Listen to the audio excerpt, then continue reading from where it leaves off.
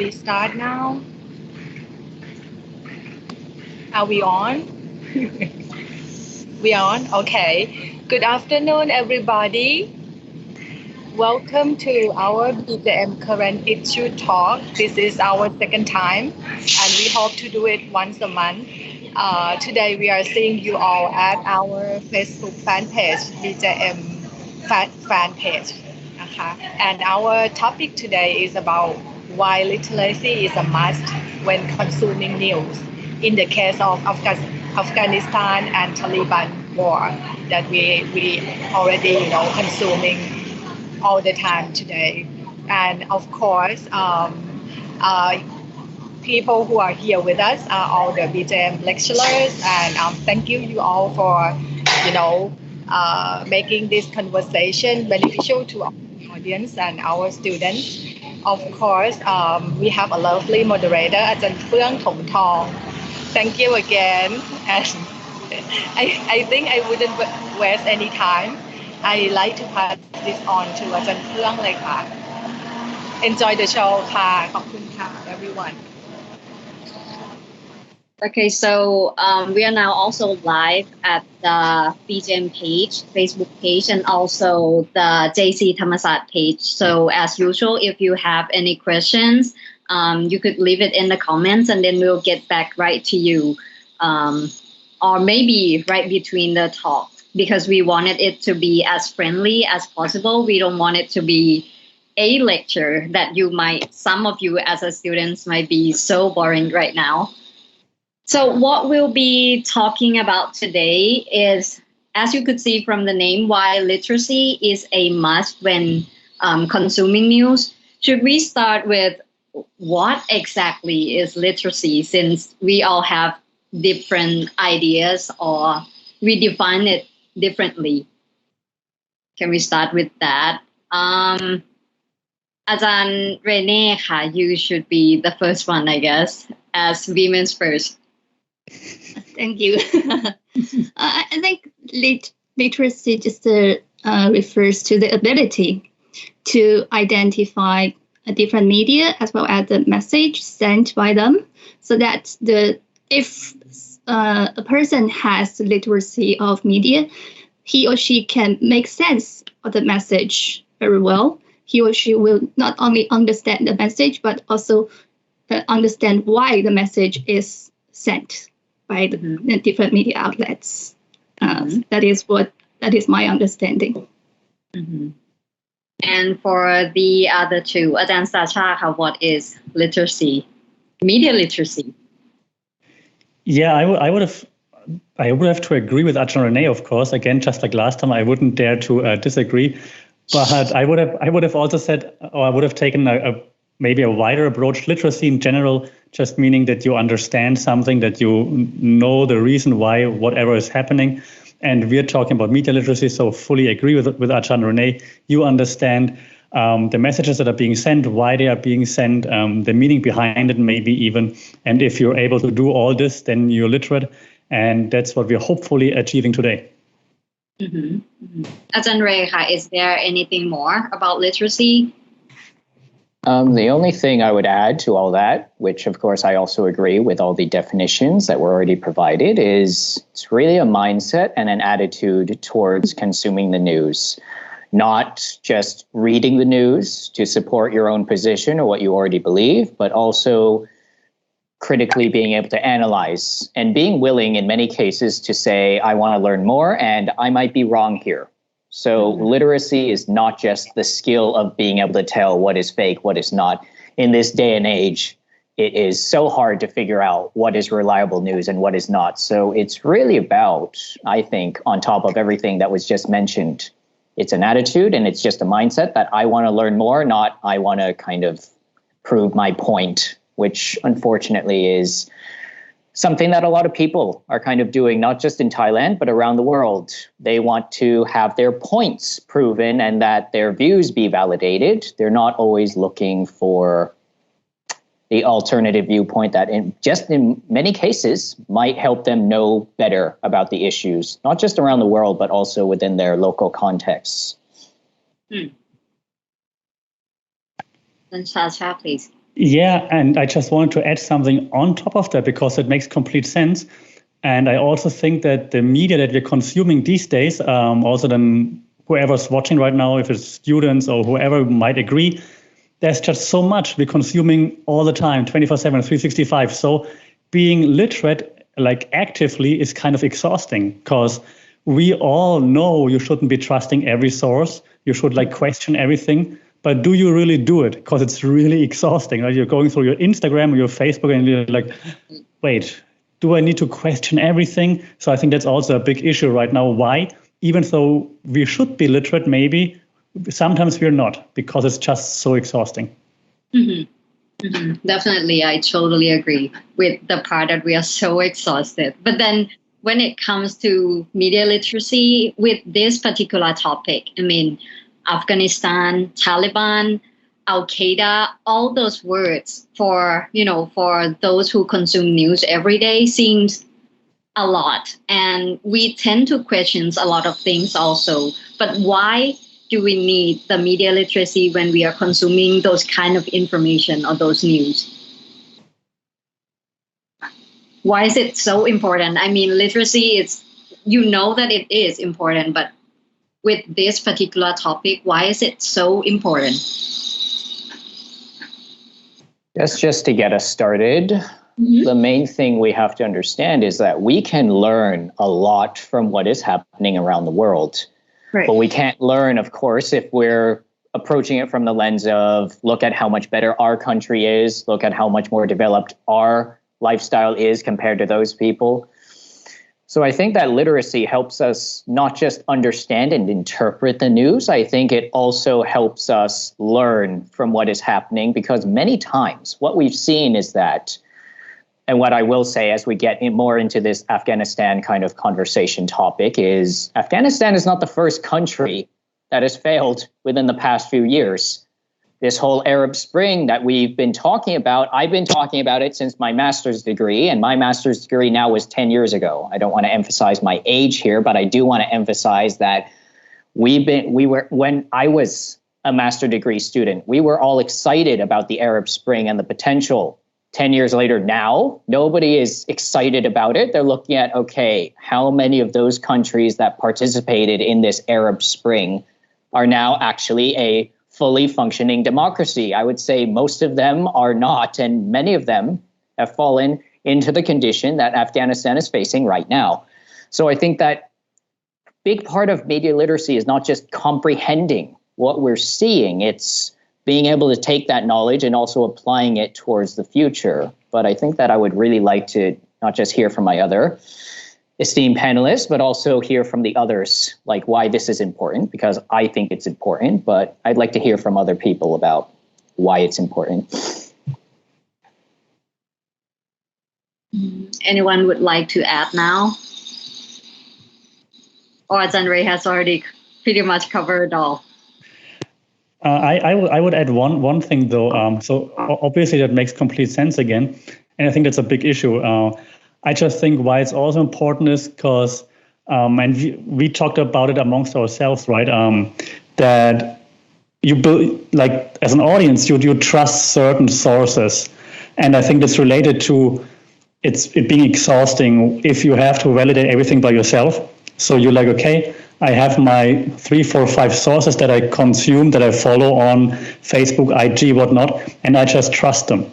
And I mean, I think we're going to talk about this then later down the road here, but simply the fact that we trust those sources to tell us what we should be thinking, right? I think that's also a reason why we need to be literate, so that we understand, hey, okay, I trust this one source, but still I can't just follow it blindly. I need to also analyze what the source that I like, what they're talking about. And I think that's also just a big point to add to what Renee just mentioned.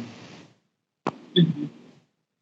I totally agree with that too. And then is it possible that one of the reasons that why we need to have the media literacy in consuming this kind of news, because it is also very complex.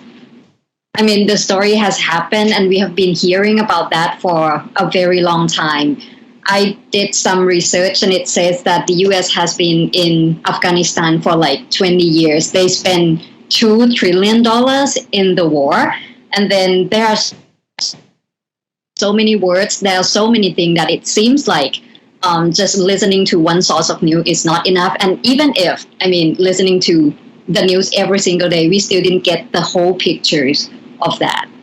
So should we at least start with what have you been seeing after, 10 years or 20 years of, the news about Afghanistan? Who would like to go first? We have each and, from different continents too. We could have, the view from China, from Germany, and also from the US. What were, the news organization or the news outlet has been portraying? What is it that you see from the news? Who would like to go first? Renee ก็ได้ค่ะ You could go first.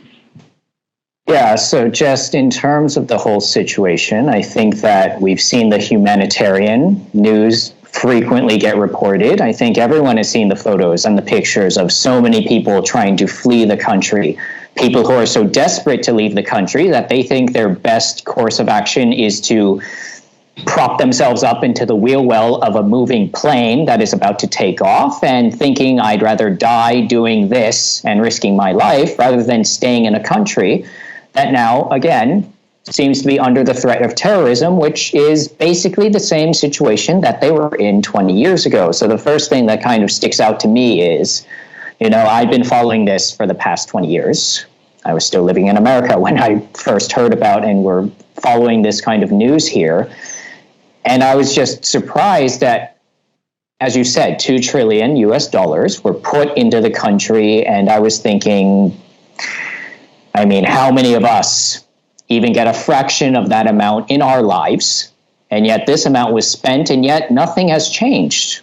So I think that some of the questions that we have to ask are, just as you said, have to be much more complicated questions about not just what were we doing for those 20 years? Why did this happen? And I'm sure that we'll get more into this later on, but I'm just going to end by saying, the lack of change. Like 20 years have passed, and the one thing that constantly stands out to me is things were supposed to be better.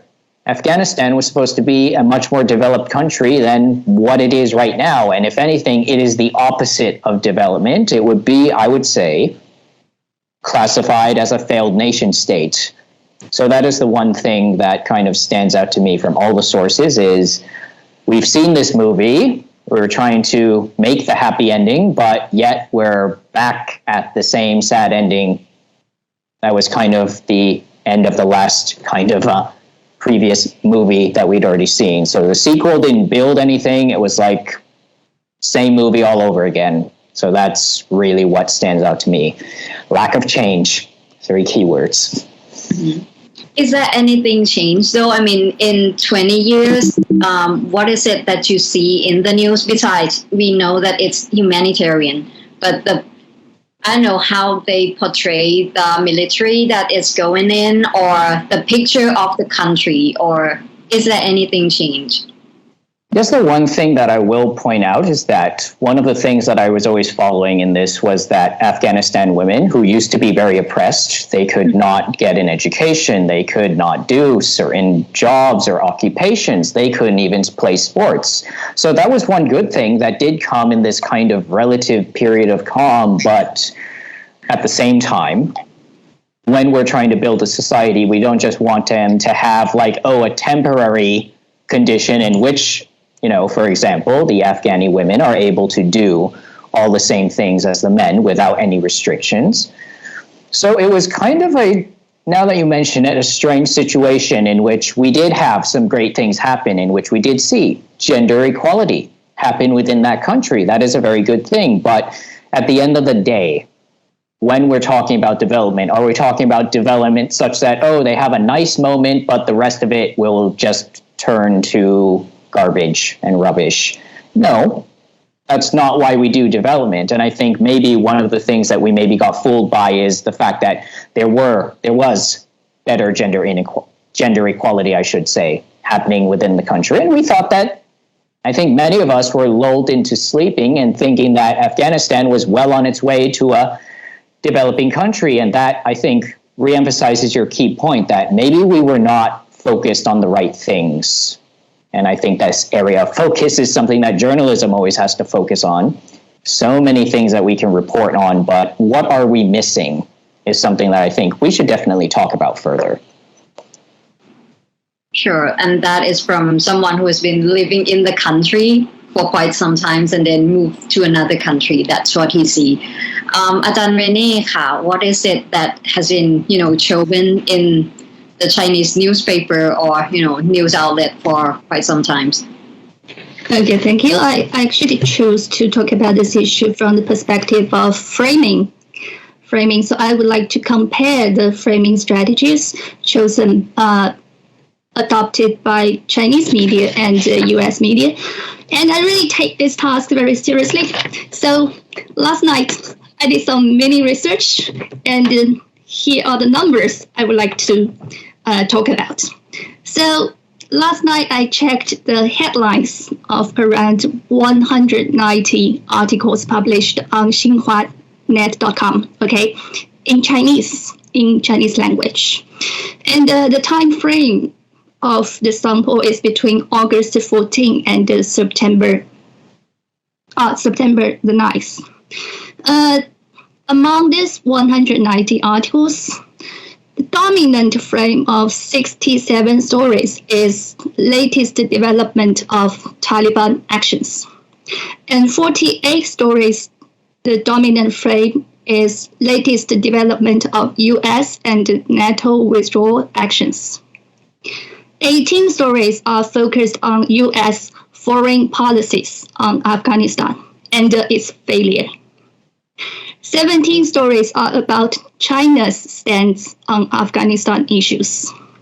7 stories are related to Afghanistan's economic situation, including like the airline resumed domestic flights and the foreign assets being frozen, something like that. And 24 stories are about international community's responses, such as UN, other Western countries, and countries like Russia and Iran. And 13 stories are focused on refugees. 4 stories are about borders of Afghanistan and its neighboring countries, including Pakistan and Tajikistan. And 2 backgrounder stories recounting the past 20 years. So this is how xinhuanet.com portrayed this event.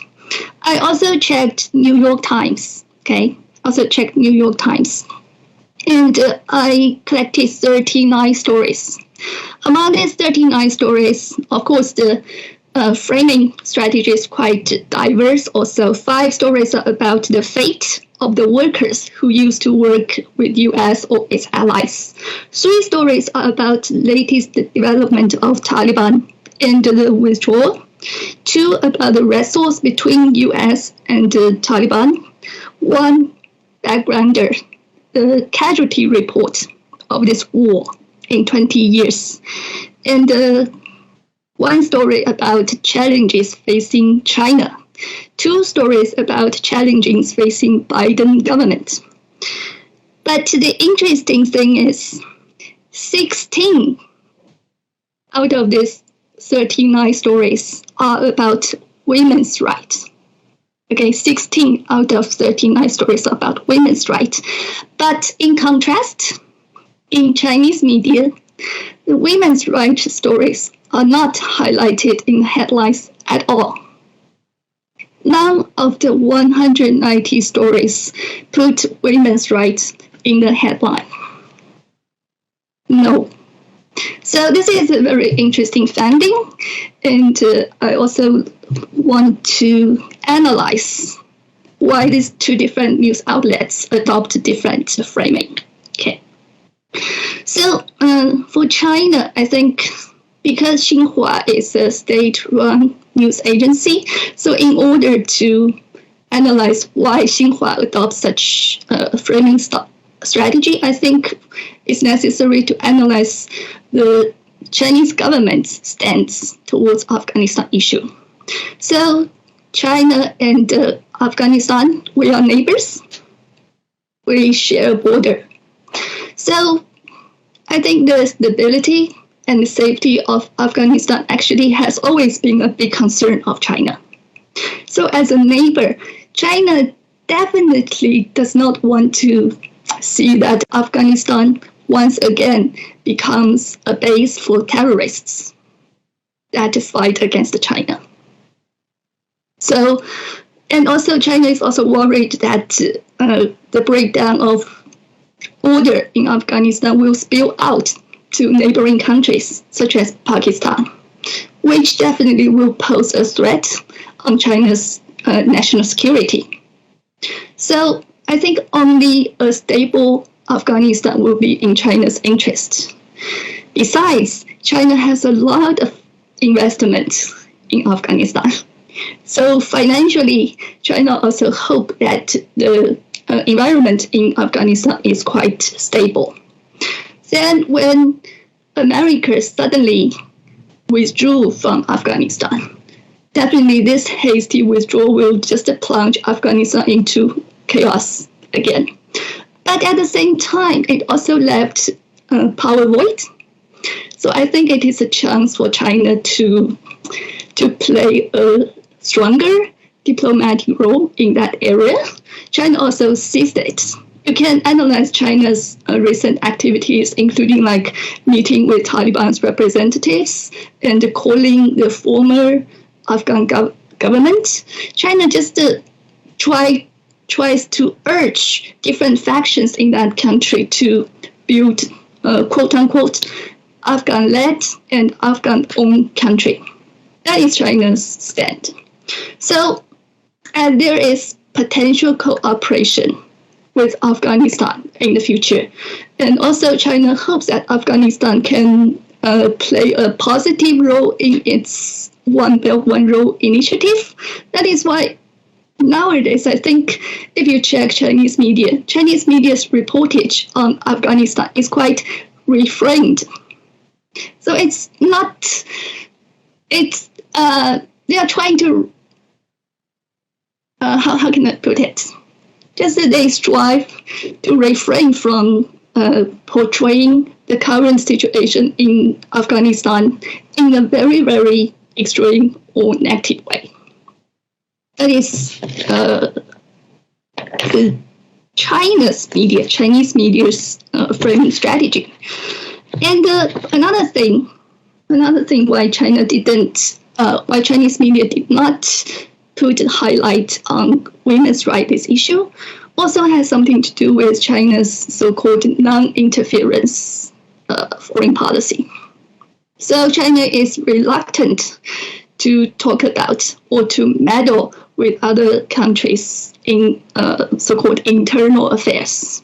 So this is another reason.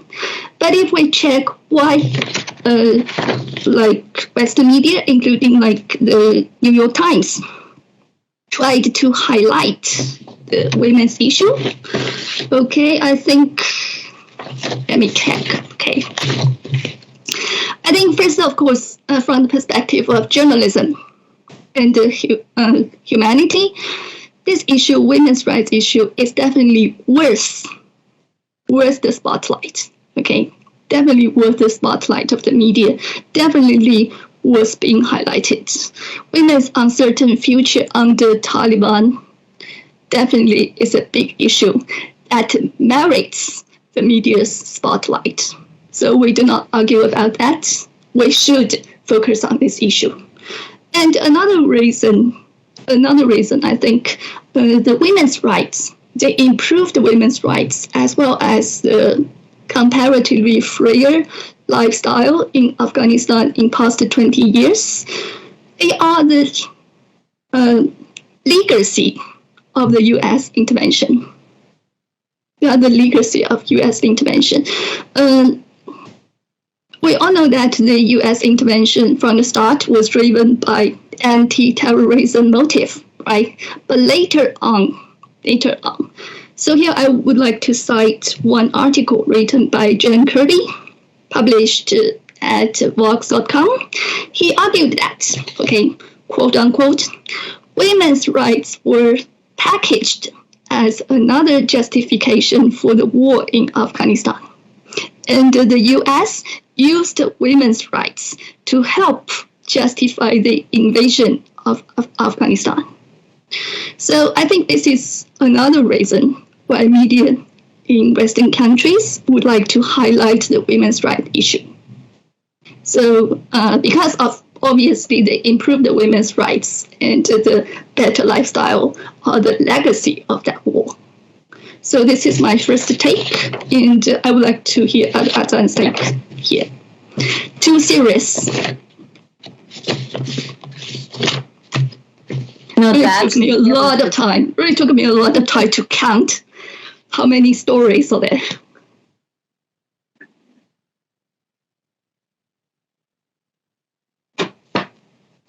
Now that's media literacy for me. Just been doing a lot of research. I mean, 190 pieces. Did you do that in last night?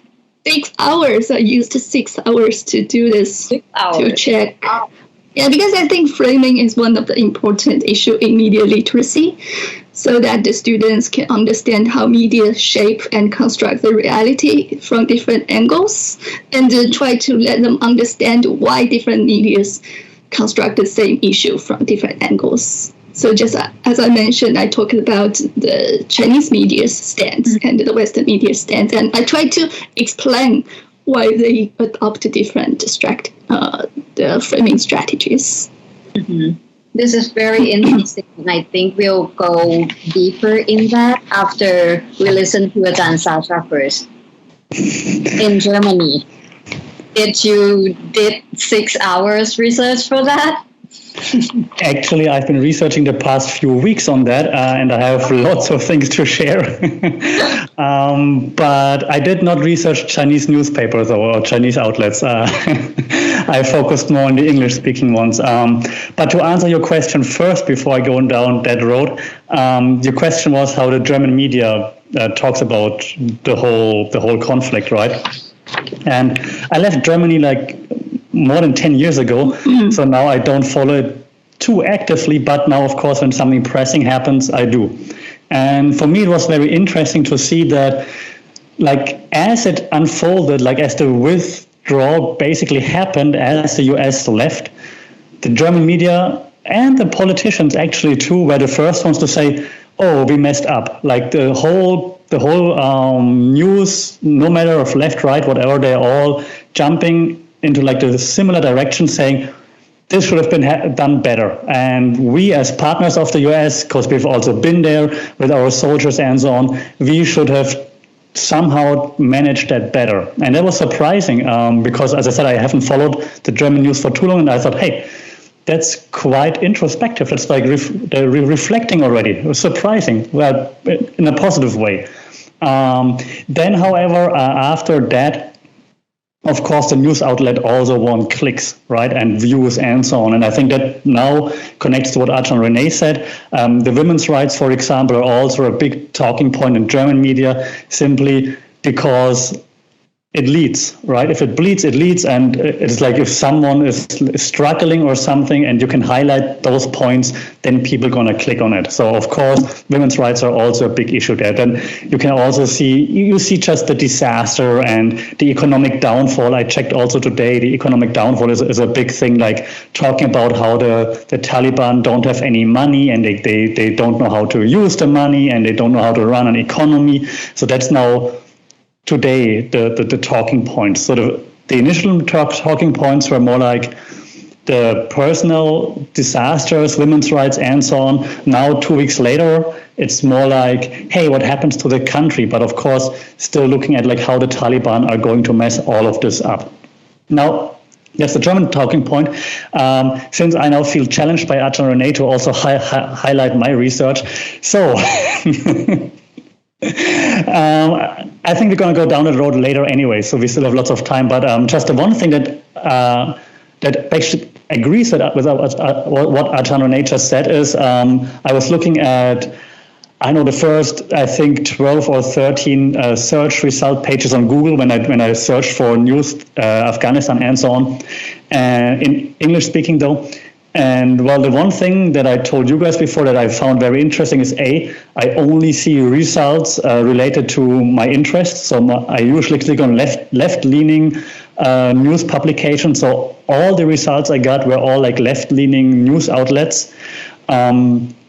But then what I also realized was then, of course, that it's not unbiased, that I was trying to find some unbiased articles just to fill me in on like what's actually happening and at stake. And every article I saw, being that the BBC, The Guardian, being, I don't know, because CNN was the worst, more on this probably later, it's all with like an agenda, and we're going to talk about this down the road here, with an agenda behind it. And you can already see that agenda in the headline. It's like the Taliban, new terror, capital and whatnot. And so you already see what's happening then, why they are using this kind of framing, because again, it leads, right? If you see something terrible, something shocking, you're like, oh my God, you click on it. And that's one thing that I realized. And I think we're going to talk about agenda setting as we move on as well. So that was not surprising, but yet also surprising, because, like I said earlier, you do find those sources that you think you trust. And I know, especially here in Thailand, listening to my students, they always quote BBC, they always quote The Guardian as like those castles of integrity. And then you see, hey, actually everybody's doing that. And you do need literacy to actually analyze what you read in the news. Just like to ask a follow-up to John Renee on her research.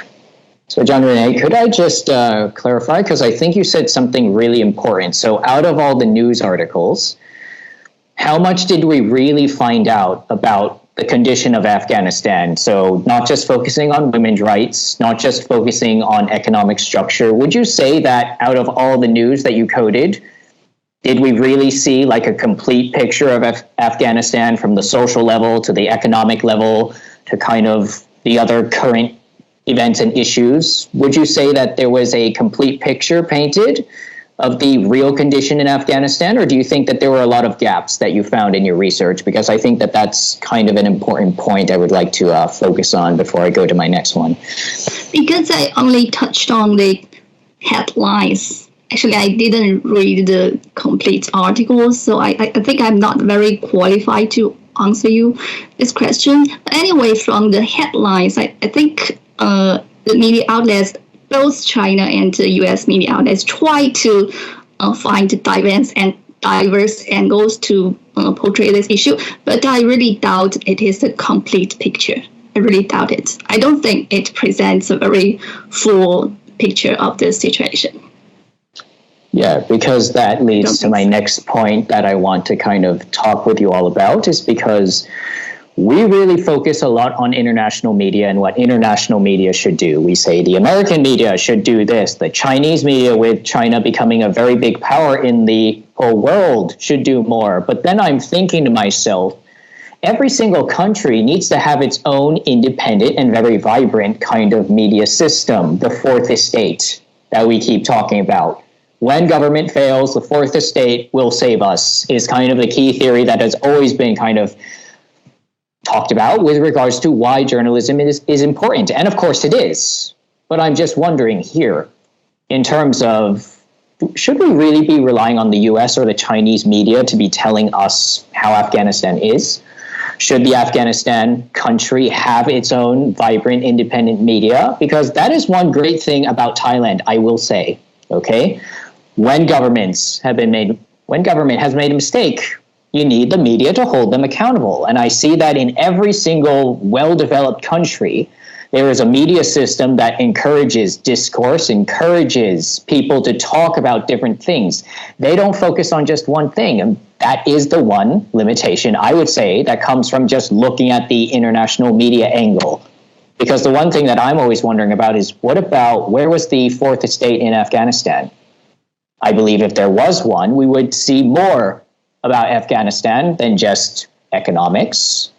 We would see more about Afghanistan from just women's rights, which is important, but It is a byproduct of a stable and functioning society. We always focus on women's rights, but women's rights, I would say, it's the end result, but not something that just happens because development happens. It could be, in some cases, a red herring. So I'm just kind of curious for all of you. How do you view the fourth estate? Do you think that, how do we go about building a fourth estate, a great independent media system in these countries? Because I think every single place where we've seen it fail is because we don't have that kind of debate and discussion, and we run into a situation in which, well, we think it's okay, we think everything is running fine, and then later when conflict happens, I feel like international media is always taken aback and always surprised and thinking, oh God, the situation is much worse. Now we got to scramble to cover it now. So I'm just wondering from all of you, and I would like to talk about this more, like, should we not focus more on kind of the local media systems within these countries? Should we not, do more than just ask the international media to focus on other things? I feel like that's an interesting angle I'd like to kind of discuss with everyone. How do we balance? Because I feel like we're always about international media, but the local media has its role as well. And I think this is a great example of where local media would have really helped kind of clarify the situation, because international media has its gaps. They don't have the resources. And honestly, the New York Times and Xinhua should be focusing on their respective countries and what's happening in those countries, because so many things. And I will just end my point by saying the US was so involved all around the world that they started to neglect the local conditions. We stopped looking at Middle America and what was happening in those conditions because we were so worried about bringing democracy to the Middle East, to Africa, to all of these countries around the world. And we're forgetting, I think, and I think we have to also discuss this a lot more, what is the true, key role of media? And I think that it's balancing between talking about important issues abroad, but not forgetting they have to focus on issues at home, which, from my view, is a big issue that America is now just starting to grasp. Too much focus on the international doesn't lead to much benefits, I think, for the local people in their local context. Another thing, sorry. No, Another thing I want to talk about is just the media. For example, Western media always claim that they are the watchdog, right? So they normally will take a very critical position towards their government, especially in terms of domestic affairs. But the earlier research has really shown that even if, no matter how critical they are towards the governments in terms of domestic affairs, when it comes to international affairs, the mainstream media always are supportive of their government's foreign policy. Always. That is why you might, I remember in our pre-talk, you mentioned that why in the past 20 years, no media just pointed out the issues. I think just because the mainstream media, in terms of international affairs, most of the time, they will just be supportive of their own government. That's where you enter the Homer Simpson meme, USA. But it makes sense, right? I mean, also you ask, why don't they focus on their own problems in their own country?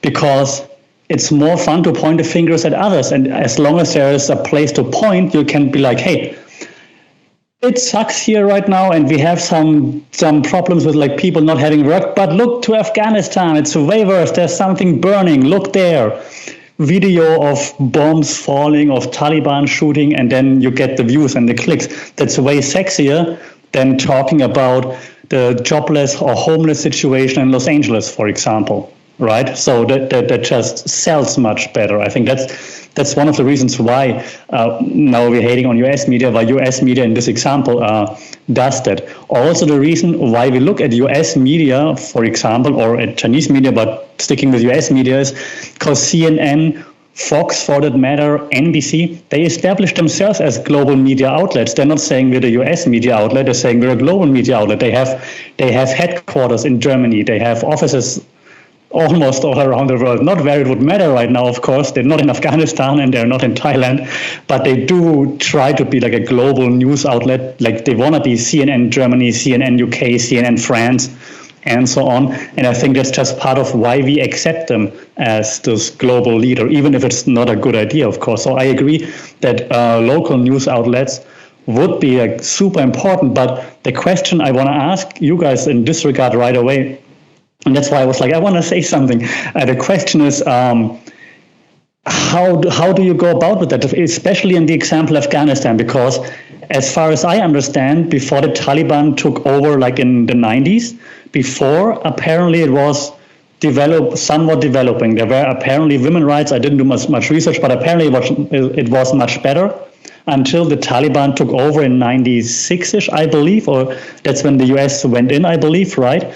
Then the Taliban were gone for a while, then it got better again. Now the question would be, if you go, in this case, if you are the US, should you be focusing more on fostering, like creating news outlets, spending money in that sector? Or like, what would you do? Because there are Afghani news outlets, we just don't know them, right? But so would you try to like push that more, foster it more? Like what's the best approach for that? I think the one thing that I think kind of gets overlooked, and this is from what I've seen from our foreign policy, the US foreign policy in terms of how to deal with things, is it's very simple. We start from the government first, which is not always actually the best way of doing it. In development theory, we always think about there being, and this has actually been proven to not work, but this has been the case. It tends to be a top-down approach. You have experts, they have PhDs in development.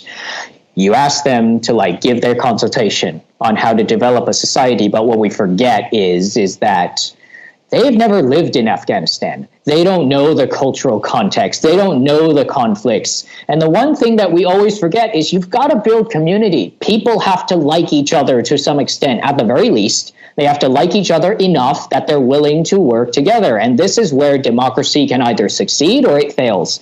And the reason why democracy fails is when people are saying, I'm not going to respect your election.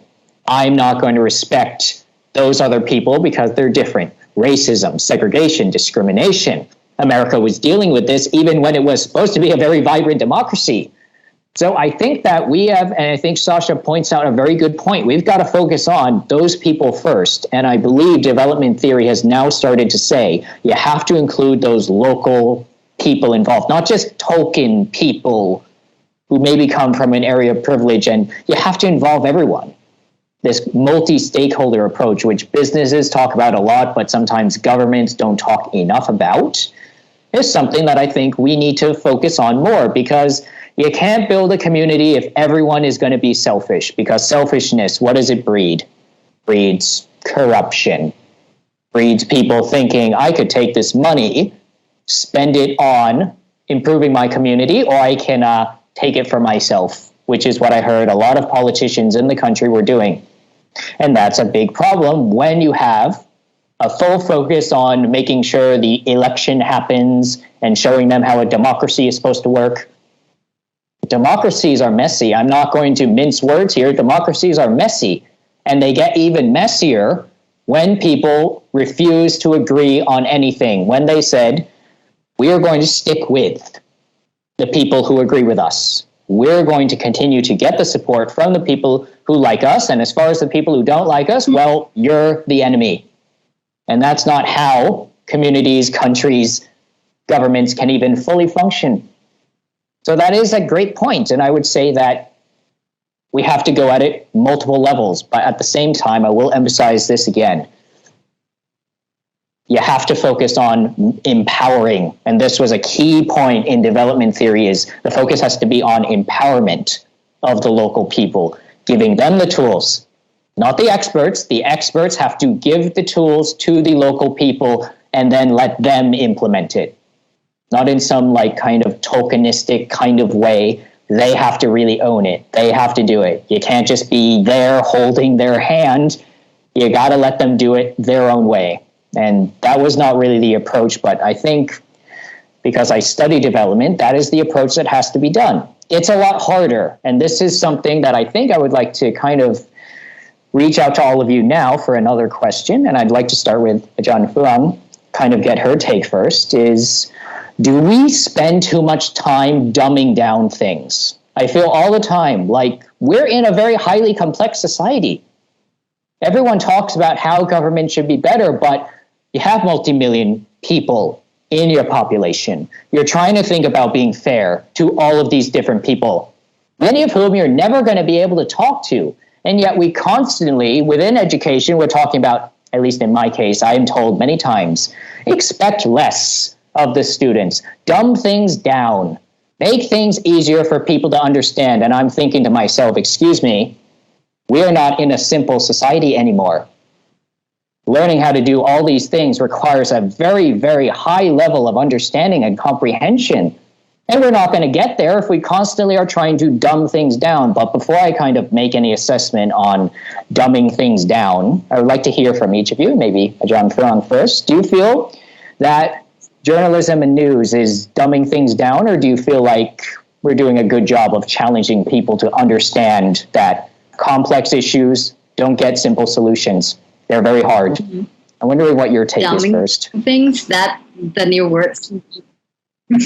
That's the new word for me, but I do agree. I have always have problem with the media that try so hard to simplify everything, because for me, from my stand, it's not that easy to to see things as black or white or just two sides of the story.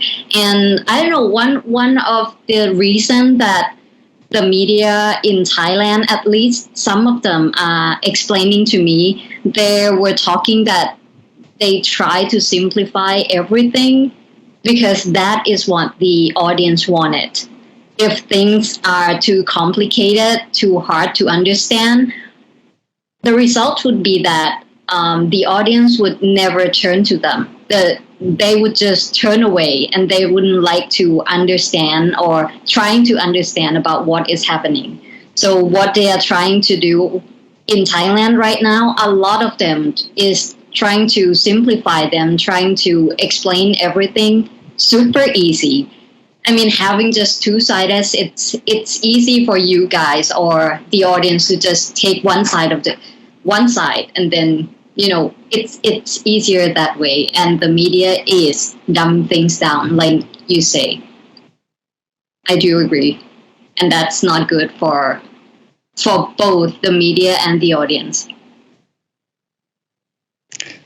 But you kind of need to do this, right, to get clicks, because if you make it too complicated. Yeah, and to get in the sense of if we are talking about news, international news or politics, I mean, it's already a topic that even though you don't listen to it, you think it's hard. You know that it's complicated right away, right? So what the media, especially the new media, the digital media that just, started up, what they are trying to do is to make it fun, to simply everything. They make jokes. They try to just to make it easier for people to understand, which in a way is good because you get the new audience. I mean, the younger generation tries to catch news from those new media a lot more, but then at the same time, it done some harm, I think.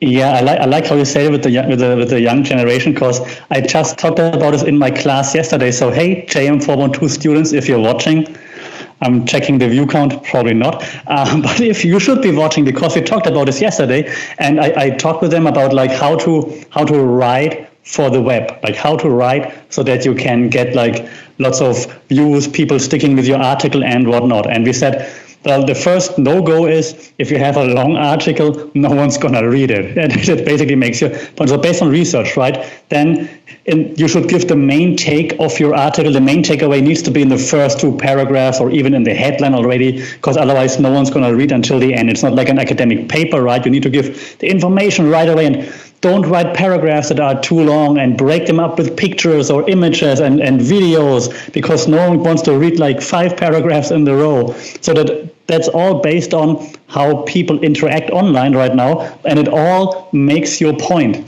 The question just is like, what you're going to do. Are you going to say, hey, I'm different, I'm going to give you detailed breakdowns, I'm going to be, and I'm not praising him, but I'm going to be Joe Rogan, and I'm going to be like 3 hours on here and tell you all the details. But if you're not Joe Rogan and the people don't know you, who's going to listen to you, right? So then you say, okay, I need to get an audience, so I need to dump it down. I need to be like the 5 best things about the Afghan war or something like this, because that's the only way to get an audience. So question back to everyone, like, what are we going to do? I totally agree with you. See, just now I tried to explain the framing strategies to you guys, but I felt that during that course, maybe for a few minutes, I was losing you guys. Kind of like, maybe they were not interested in this at all because it was too complicated. Yeah, can you make it as an IG post, please?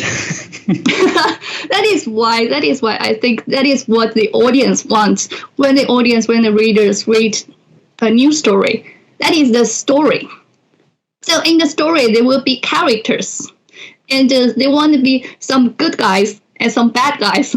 And when they read how the event unfolds, it's just like reading a very interesting story.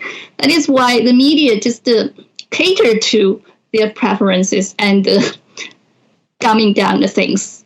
Because a lot of audience or the general public, a lot of them, they just prefer to read such kind of information which is easier to digest.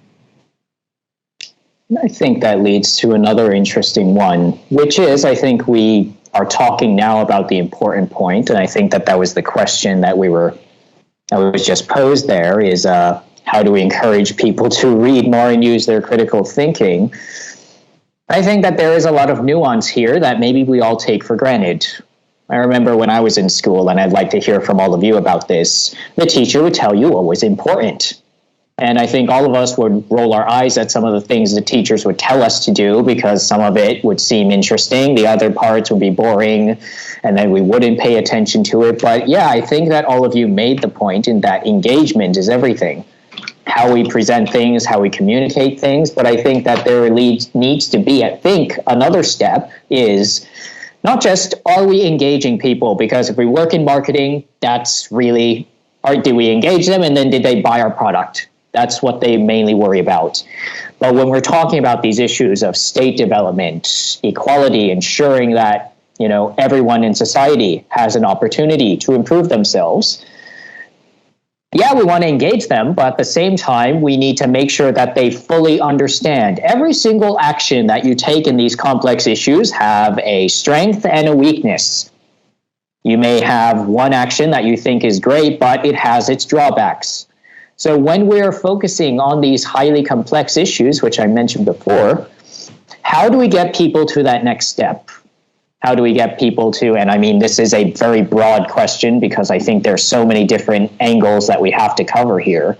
How do we get people from the step of, I'm interested, I'm engaged, to comprehending what is the best way to approach this? What is the pros and cons of doing the things? Because the one issue I always have here is, and it's not just here in Thailand, it is in many developing countries, they look to the US and they say, oh, the US did it like this, let's copy the US. Or let's look at the UK, copy what the UK did. Let's look at China and copy China and the way they did things. And I was thinking to myself, every time, you can't import those things from any country like you import an iPhone or an iPad or anything else. That kind of importing doesn't work. And it's shown it never works. Okay? So I guess the main thing I'm wondering from all of you is engagement is super important. I agree with that. But how do we get people to that next level? Is it education? Is it just getting people to talk more about things, difficult subjects? Is it having these consultations? Is it more like workshops and people talking about complicated issues? Or I don't know the key answer, but I'm wondering what you all think about, thinking about beyond engagement, how do we get people to comprehend the complexity and then know the best way moving forward? Because that's what we all need, really, I think.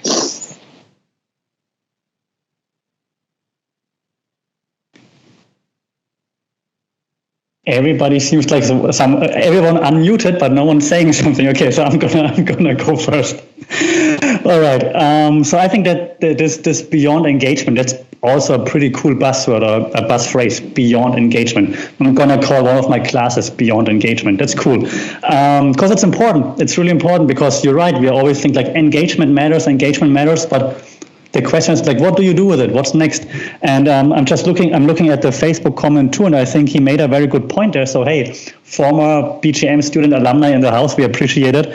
He's like, also depends on the audience, right?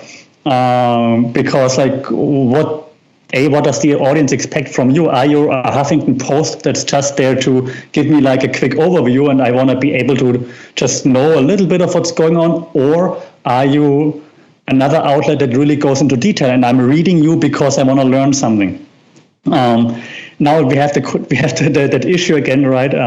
If you're that outlet, do you want to go for I'm making money or like really fast and a lot? Or are you going for like, I want to have a dedicated audience, which pays off in the long run, of course. You could have a paywall and whatnot, but maybe it doesn't pay off in the short term that easily, I think. But to go back to your question in regards to what's next, like beyond engagement, that's exactly what I also, students listen again, that's exactly what I asked you yesterday in class, like what do you do when you get an audience to your website and they click on something, and then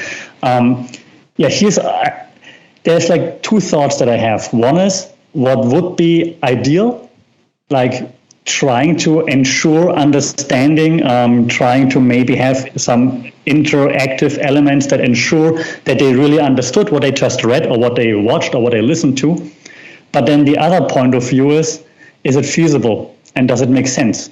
So do you really, as an outlet, and maybe I throw it right back at you then, as a media outlet, do you have the time and maybe the resources to really ensure that your audience understands what you're doing and they go beyond engagement? Or is engagement not enough for you to make money because that's then what your advertisers pay you for? So you know what I mean? I'm like, ideally, we make sure the audience learns something, but from a business point of view, that's not our main focus. And our main focus is making money. And the last thing I want to mention here, we maybe even seen that here in Thailand happening. I think a year ago or maybe two now, we had a new online newspaper coming out, right? Rather liberal leaning, like, hey, we're going to change the Thai landscape. We're going to make everything awesome, in-depth articles. And I don't want to hate on those guys, but the quality of writing isn't on a level it was a year ago anymore, I believe. And I think the reason probably is they focus now more. We need to make money somehow. We cannot just have quality journalism. We need to somehow make money. So I don't have an answer. I can just add more to the question and hope that there are answers out there that you have more.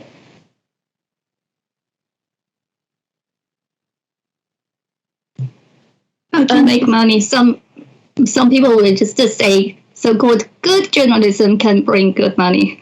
So here's how to define good journalism.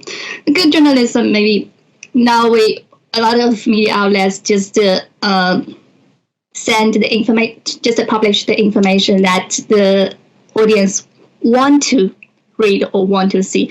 Maybe they could also consider what the audience should see or should read, and then consider how to make that kind of information more available and accessible to the audience. But this is the issue, how to define what is the thing that the audience should know, and how to communicate these kind of messages to the general public in a more effective way. So do not just report on what they want to know, but report on what they should know. I think that can define what good journalism is, at least to cover more angles. Mm-hmm.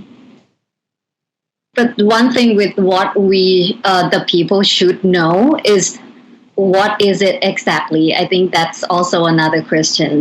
People are now questioning the media that act as, the watchdog, the agenda setting, as the gatekeeper, all that things that we say that the good journalism should do. People are asking that questions. I mean, do we still believe for them to still be our gatekeeper, to choose for us what we should know, what we must know, or even things that we want to know? I mean, we have so many choices right now. We choose who we follow.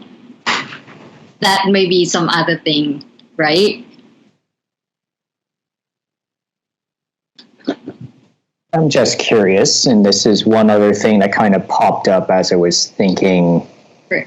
It's kind of related, but not quite. But I was just thinking of the paywall and just the economics of news as something that I'm personally kind of thinking about. And I would like to pose the question to all of you. Do you all think that paywalls and requiring people to pay to seek out information, like what the New York Times does, they've had a paywall. It ensures people pay to see the information. I completely understand that approach from a business perspective, but from another perspective, I'm thinking to myself, I'm uncomfortable with the idea that people have to pay for certain information.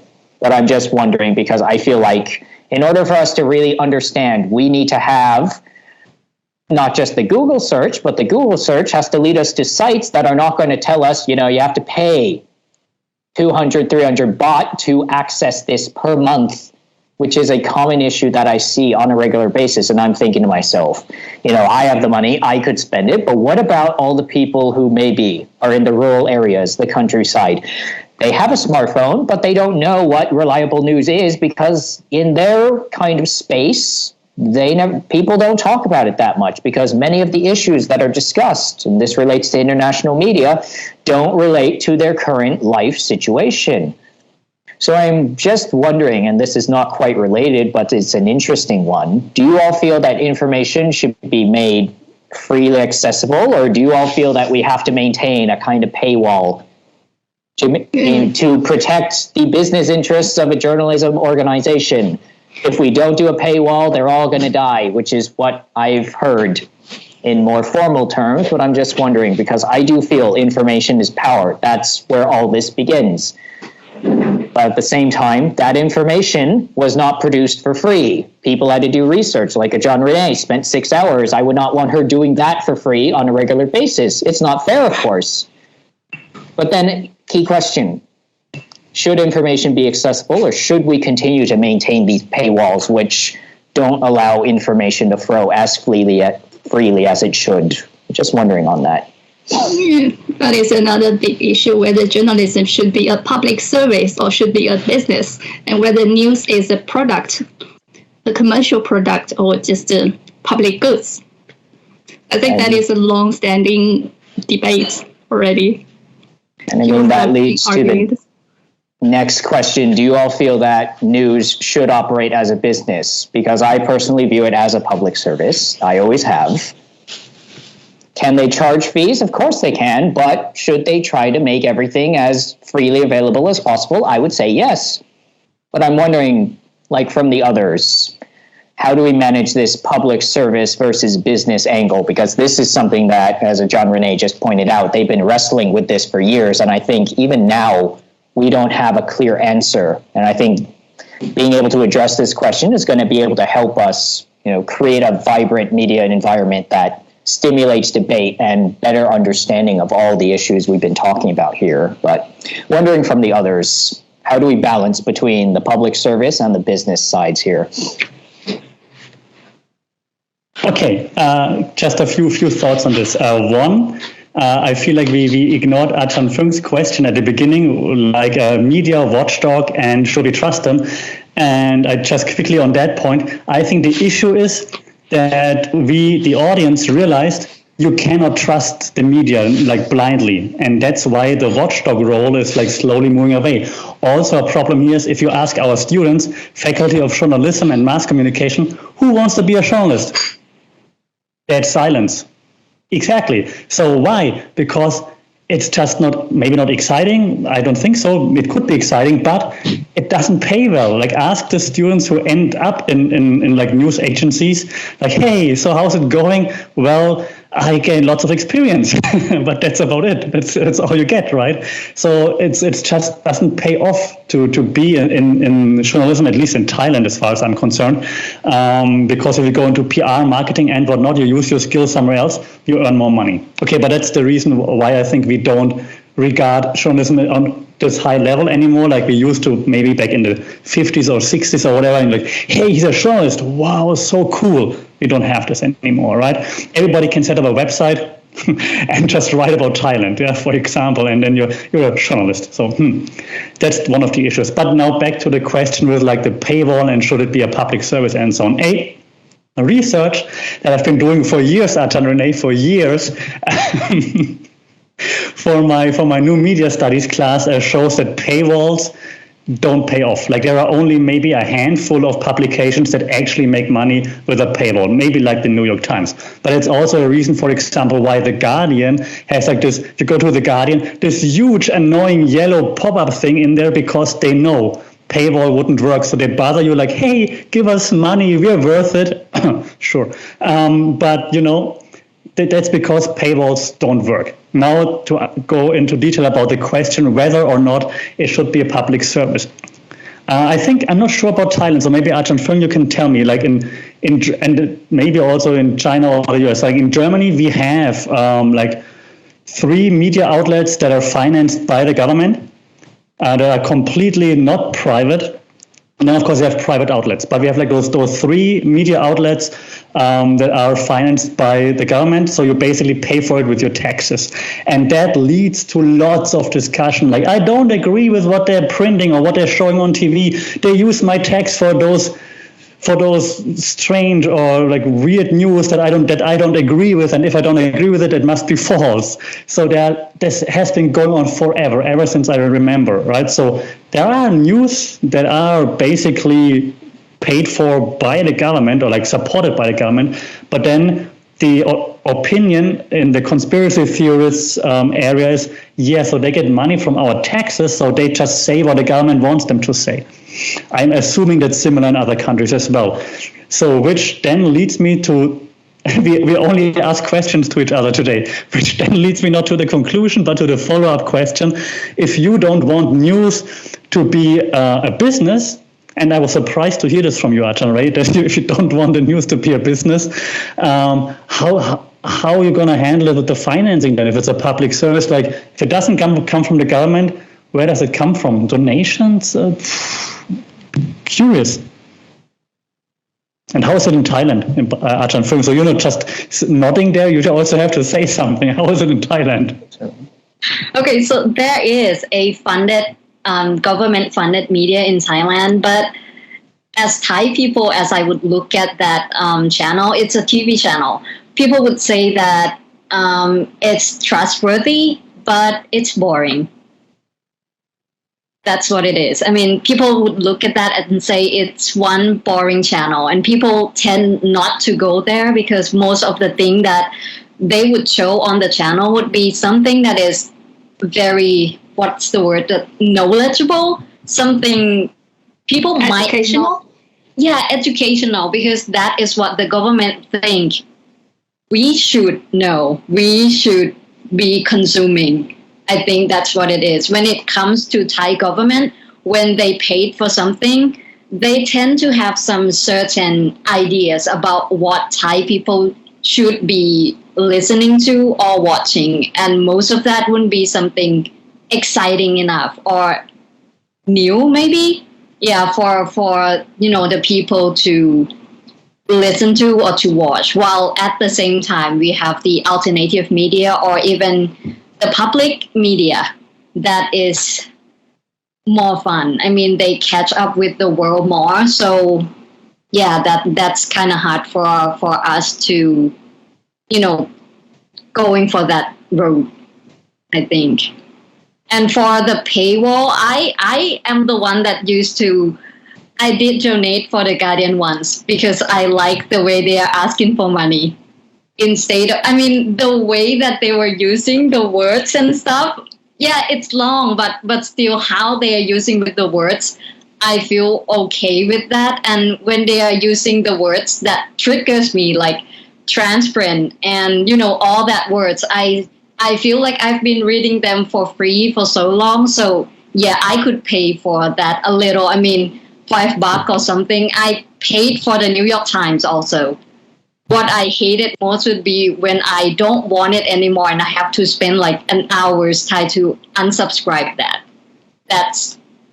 And as someone who works in the media before, the free stuff is what is killing the journalism right now in somehow. I don't know how to say that, but people get things for free and they don't tend to see how hard it is for the media to get the information for them. I mean, one piece of interview, I spent more than 10 hours in writing that, and people just wanted it for free. And then there are some other news outlet just picked some from my piece and then, recreated that as their own. So I don't know. So free, totally free. I agree with you for the access to information, it's power, but totally free, I'm not sure. Yes, yeah, I do have a response to John Sasha's point. So I think I have to clarify what I mean by public service. It might not be public service the way it's normally been interpreted in many societies. So I do need to clarify that. So when I'm talking about news as a service, I think as John Sasha pointed out, paywalls are one way, but as he noted, paywalls don't work. And I don't like the idea that, okay, yeah, some people are paying for the information, but are you making enough to maintain your business? Are you making enough to ensure that there are enough fact checkers and journalists who can check their work and are not going to put it out there because they don't have the time or the resources to put it out there? That is the key point of journalism. And many times when we get fake news from those organizations, they don't have enough fact checking. And many times they get put between a rock and a hard place and they have to decide, okay, well, at least we'll get views. At least maybe they'll be inspired to pay for this information. So when I am talking about a service, many times when we talk about a service, we always flow it through a government. Governments are supposed to allocate the funds, but as we've seen in many cases, governments are not fully transparent or always fair in these cases. And I think that is the main problem when we talk about public service. We always talk about it being from the government perspective. Oh, well, it's a government service, therefore it's a public service, which I think is a mistake. When I'm talking about public service, I mean businesses, governments are all kind of contributing. And I know this has never worked, but the way it should work is that governments are one source, but they are not the ones who control the funding. I believe that there has to be an independent, like if we believe in a fourth estate, there has to be an independent organization. Many times, public service gets tied directly to a government, which is great when it functions properly, but when it doesn't, that's where you get corruption. So in terms of where I think the service should be, I think that people, if they want to pay for it, they should. But I think above all else, who needs reliable information more than anyone else? Not just governments, it's businesses. Businesses have accountants and people reporting on things, and there is a definite conflict of interest with some of their reporting and their accounting, for sure.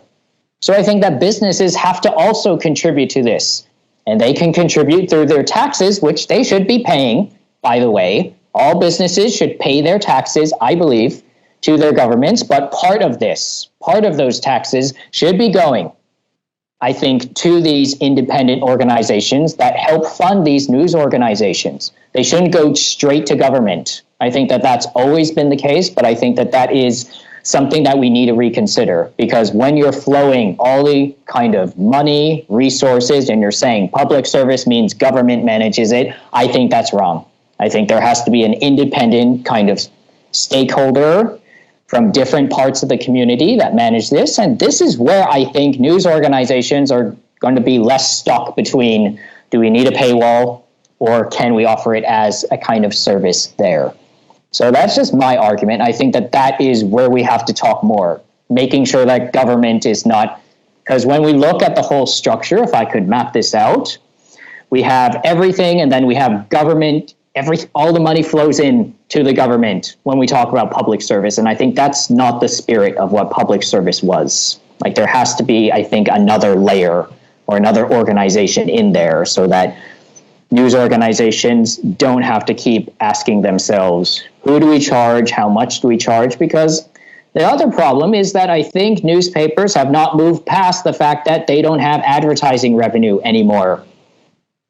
They are still longing for the days of where advertisers needed them to cover that. But those days are long gone. And I was thinking the other possibility, which I thought was crazy when I first thought about it, is, do we have social media start to become the news platforms? Because money flows to them, advertisers go to them, so they are the other option. Should all of our news organizations suddenly become a part of social media platforms, which are independent and have that advertising revenue that allow them to not be controlled by one interest or another? I can see a John Sasha making a face there. He's not comfortable with it, but I want to pass it back down to him. Like, how do we deal with this system? Because we know that the current system doesn't work. So that's kind of what I want to mention and discuss a bit more, because we know this is important, but it's not easy.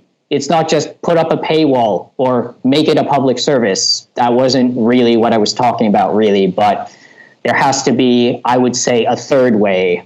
So I'm wondering, John Sasha, do you think that there's another third way? Because the other crazy thing I was thinking of is social media becoming our news providers, which maybe, considering what's happened, is not the best idea. But they do have the advertising revenue, so there is less conflict of interest because so many businesses are operating through them now. But I'm wondering, what's your reply to all those ideas I just pointed out there?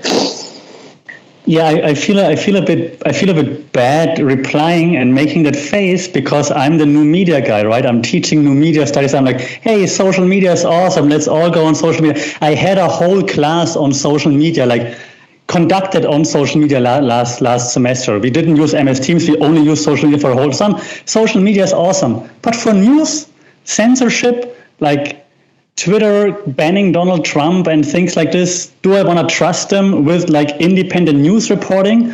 Only if I'm super liberal and really woke. Otherwise, and now I'm unfollowed by all of our students. I'm sorry, but you know what I'm saying, right? So because at the end of the day, there are also businesses, right? And I totally agree with what Ajahn Ray just said, that there needs to be like a third party that's not tied to anyone. That would be ideal. But I just don't see social media being that right now, simply because they are also in there for the money. Twitter needs to make money. Jack Dorsey can go to as many Bali yoga retreats as he wants. He's still in there for the money. That's never going to change. If you don't make money, someone's going to take you over, or you're going to go out of business. You end up like Snapchat, and then no one cares about you anymore. So unfortunately, right now, I don't see any existing social media platform as the solution. However, the concept, the perfect, or the idea of social media is of course great. If it would work like as it's supposed to be, supposed to work in theory, right? That like great content, like I don't know, surfaces, and everybody's nice, and you don't have an agenda when you use social media, but you're just there to make the world a better place, then it would be fantastic. But so far, I don't think we've seen that work anywhere, unfortunately, because people are always somehow easily corrupted when it comes to money. So I don't see the solution being with existing social networks. Maybe some of the people listening right now are thinking, hey, I have an idea. I'm going to start a social network with journalistic integrity and morals and ethics, and I don't care about money. This would be awesome, but I don't know. Now Ajahn Renee is making faces too. So Ajahn Renee, what are you saying? I was not making faces. I just think now there are a lot of communities on social media. They are already very toxic. So I cannot imagine that they become the content creators. Now they're just platforms that share the user's content. But I cannot imagine that one day they become the content creator. How crazy that would be. And also with their algorithm, the new echo chambers will be like strengthened. That is a big issue because they cannot. They definitely will just impose the algorithm on their platforms, right? And with this algorithm, there will definitely be some strengthened echo chambers. That is another concern.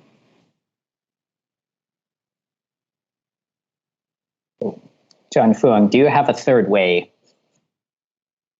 Do you have an idea for the third way? No, the question is too hard. I get all your points, and I still cannot come up with, any particular third way at all. But I do get the point. One thing though, I don't know. I think the environment of the media right now are, as long as I see, I mean, in Thailand, it's getting better. I mean, people start to, asking question, is it better really to have the social media as the news outlet for as it is right now, or the traditional media, is it still needed? Are they need to, adjust themselves a lot? I think the environment of people asking more questions about what it should be might lead to the answer somehow. As for myself right now, no is my answer. I cannot think of the way out. We also, as I see now, we have a question from Facebook. Would you like to go there now? Right? Sure. Okay. The question was I would like to know if there are any points or aspects that the foreign media based in Thailand overlooked.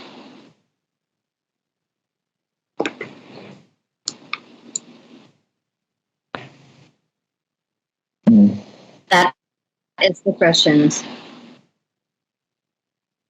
I think you could look at that as, the foreigner living here. Is there anything you like to know more? Is that the questions? The question meaning like the foreign media overlooks things that are happening in Thailand. Is that correct? I think. Okay, so I think we briefly touched on this in our last live session. So I think we all agree that the foreign media that we're consuming here doesn't touch on that much. Like it's always the same stories. It's always usually like if it's international news, it's from like what we said last time from AP and so on. If it's Thai news, it's really just focusing on like one or two main issues, nothing else. I think if I would check like international media right now in Thailand, like English speaking media for that matter, or the one German speaking publication that's there, I think it's all about like, it's like just protest the weather, protest, and then something happened with a tourist on Phuket or whatever, COVID, of course, COVID. Yeah? So that's the two topics, protests and COVID. That's all there is. Nothing really, no political analysis, nothing, why is it happening? It's more just, this is happening, click here, like what we discussed earlier, because if it bleeds, it leads. So that's my perspective on those things. What do you guys think? I mean, I would say it's trend chasing is what I would call it, but it's not just unique to Thailand. I think most kind of media does this. Something's on trend, everyone talks about it. What's on trend? COVID. So therefore we get a bunch of COVID news. Who got tested positive for that?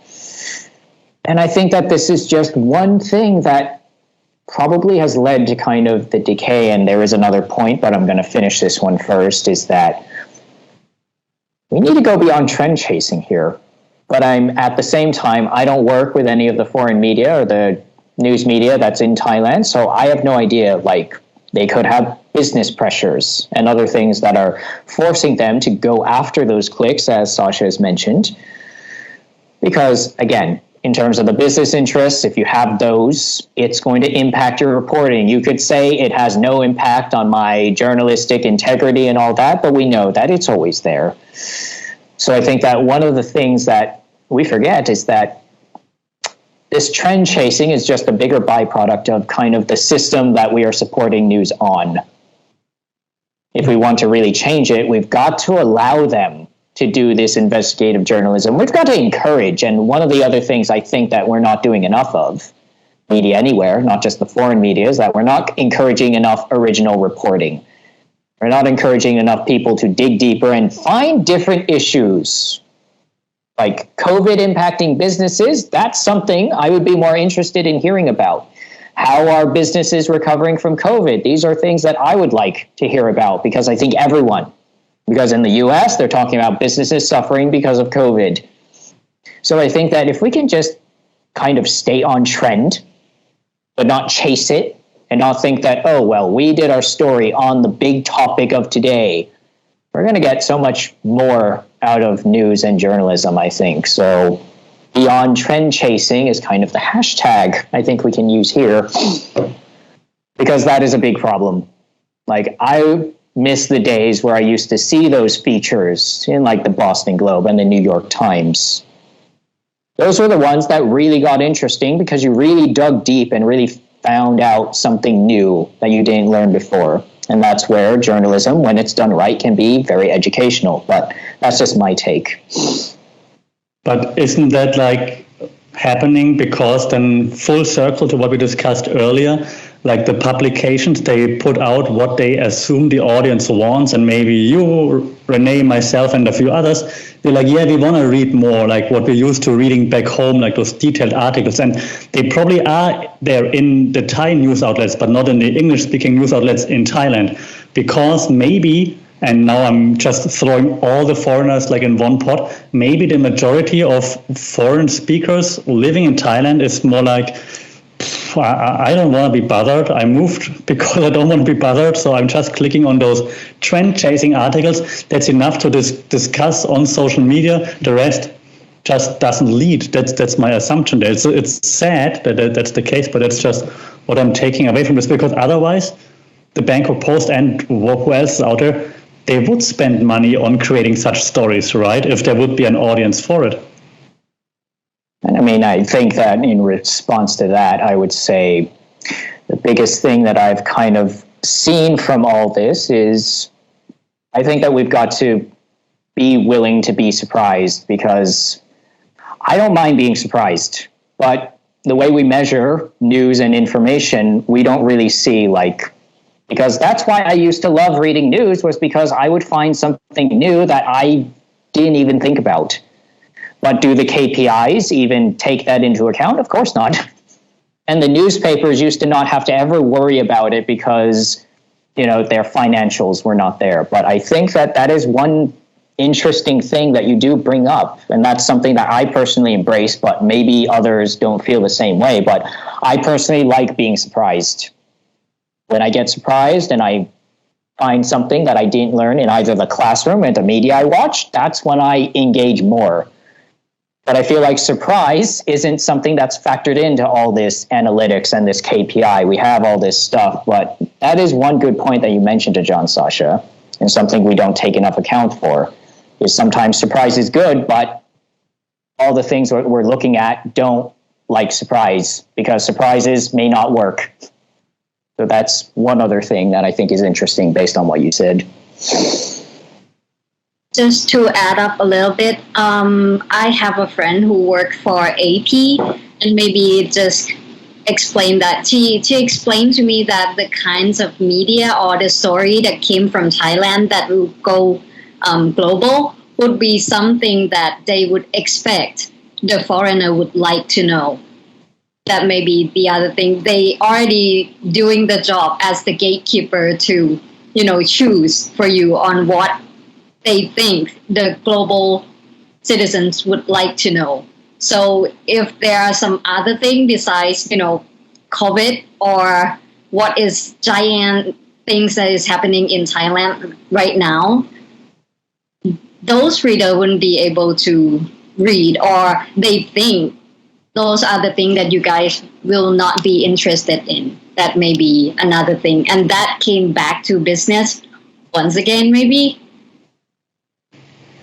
I think that's part of it.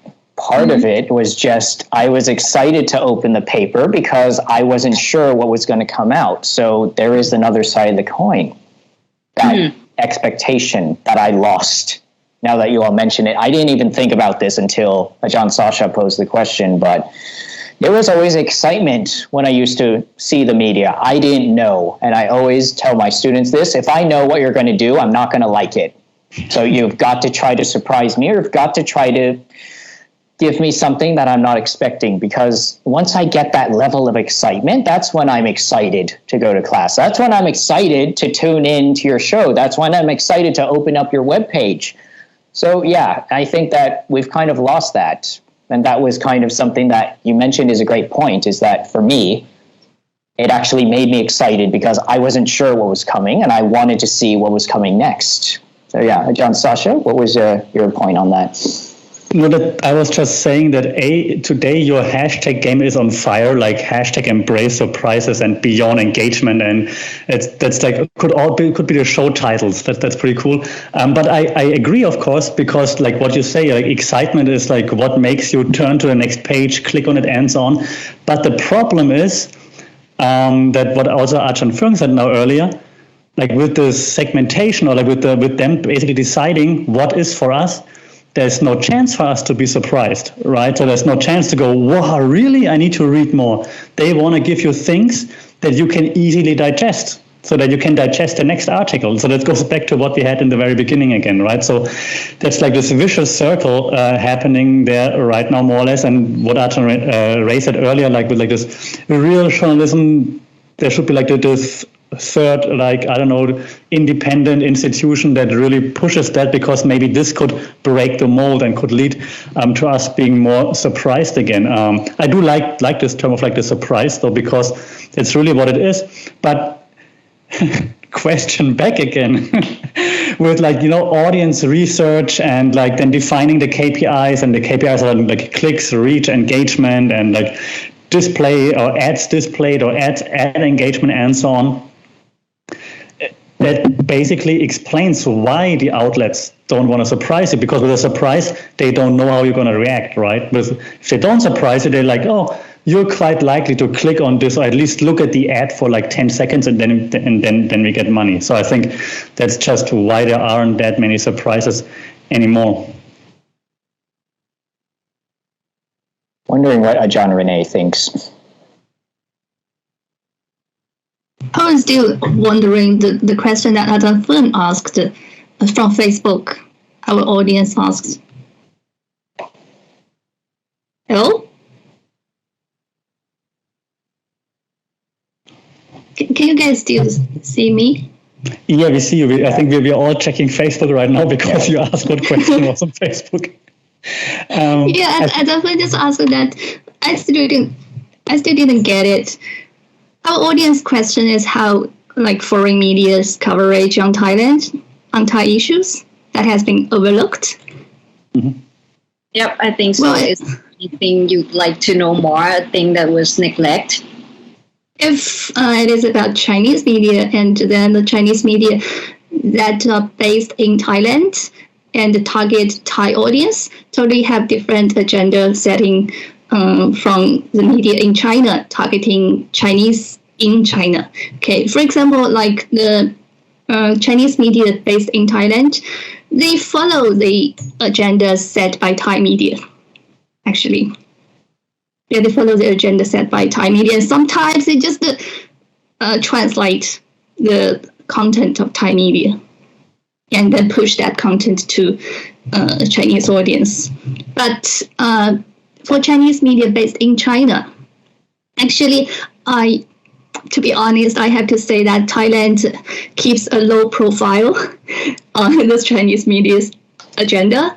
So when Chinese media in China start to report on Thailand, unless that event is very, very significant, well, most of the time the content would be very soft. A lot of soft news about Thailand related to tourism, Thai culture, and always, Chinese media always shed a very positive light on Thailand. So that is how Chinese media in China portrays Thailand. But in Thailand, the situation is different, because they try to let us, people like me, get to know what happened in Thailand. So they follow the agenda set by Thai media. This is. But I don't know whether. Sorry.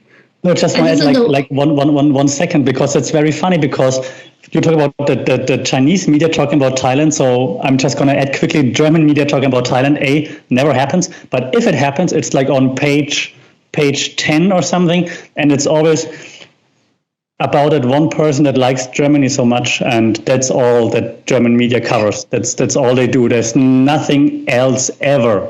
So it's just how different it is. It's very funny.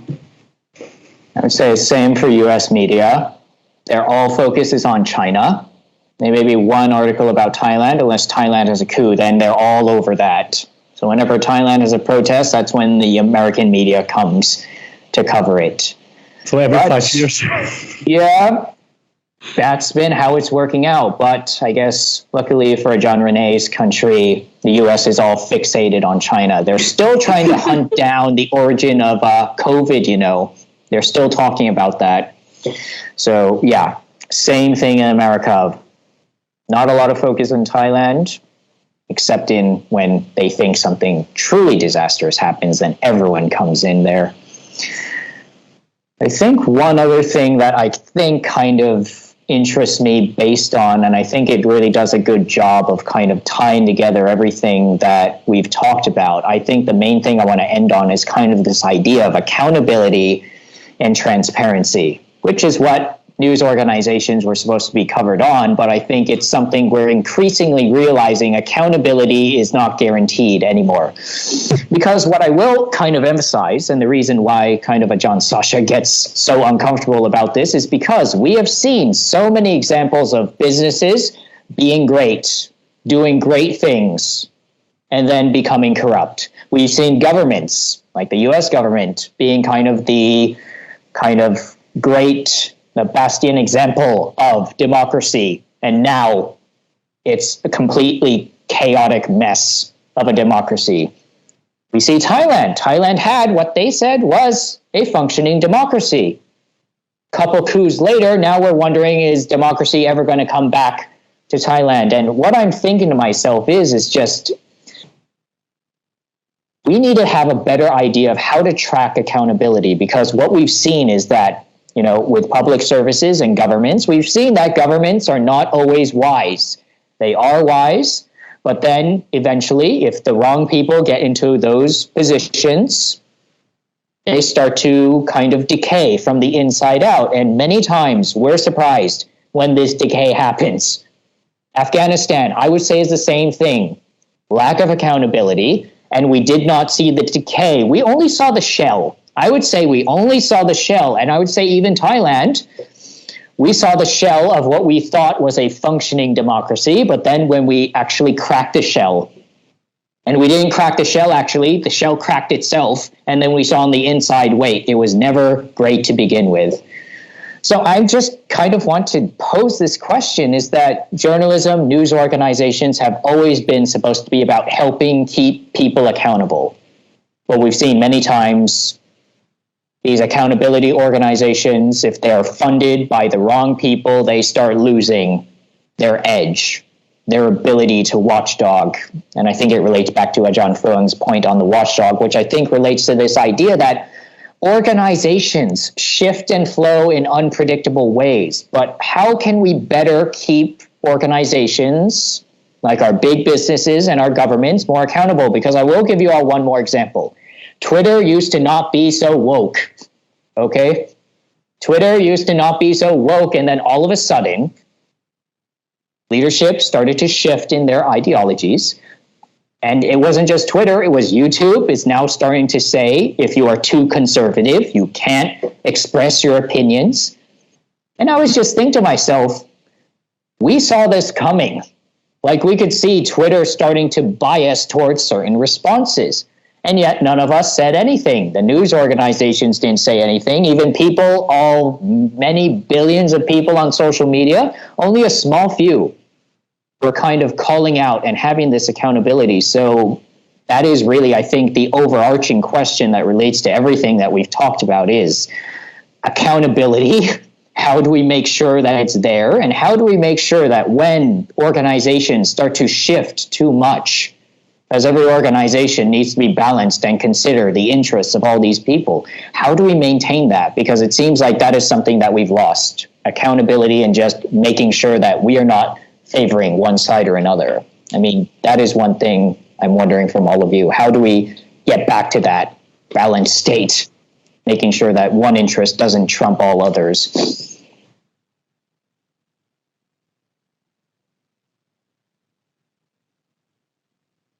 Who's talking first? Okay. Awkward silence for a second. First of all, I assume that by tomorrow there will be 3 work permits cancelled because of all the examples that we're using. So I say it was nice living in Thailand. But to then come back to that question, right? Or like how to like the checks and balances. That's always the question. And before I answer this, just one FYI, and I hope maybe I can share more of it like in the next live talk. I actually started a real life experiment for research that I'm doing about like wokeness on social media. So I have a website that publishes articles written by a bot. I just gave him instructions like what kind of keywords to use, and the bot publishes articles with those keywords and then also shares those on social media just with like generic woke PC words in there. And now I'm just tracking like what's the engagement there, what's happening, do I see increase in traffic, does my Google ranking change, and those things. So I assume next time we do this, I can share more. But I do see an uptick in social media, especially on Twitter, like it's just reshares, like likes, like retweets are happening on my generic PC keyword tweets. Very funny. So I'll share more on this next time.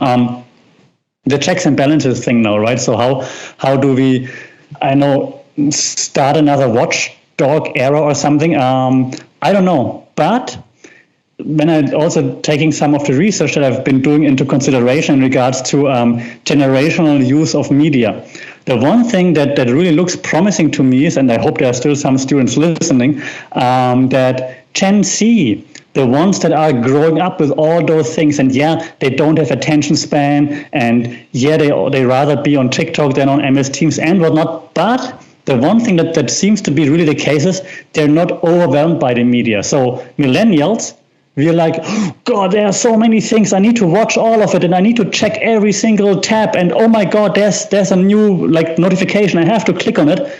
Gen Z doesn't seem to be like that because they're growing up with it, and research that suggests that they're striving for authenticity. That's why like lots of retro things are happening again. That's why they like Paris Hilton again, Paris Hilton, but because she's so relatable, Paris Hilton. But you know what I'm saying. So those retro things are trendy again because apparently Gen Z is looking for authenticity, and that now leads me to believe and to hope that the younger generation, that they can cut through the BS, if I may say that, right? So they see through, I see what you're doing. Hey, Huffington Post, I see why you're doing this right now. I don't fall for it anymore. So that's the hope that I have.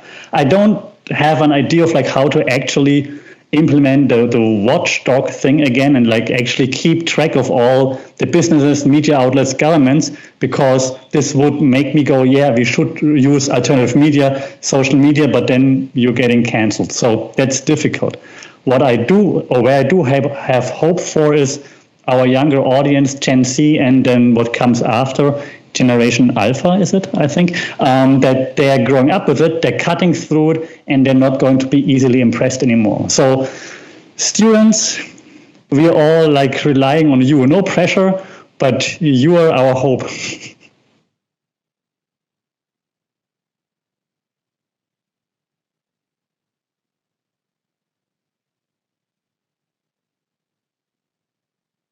I think the point Ajahn Sasha made is back to our main topics today, which is literacy. Again, if we are going to put our hopes on Generation Alpha or Generation Z, maybe the literacy, media literacy, is something that we need to equip them with, right?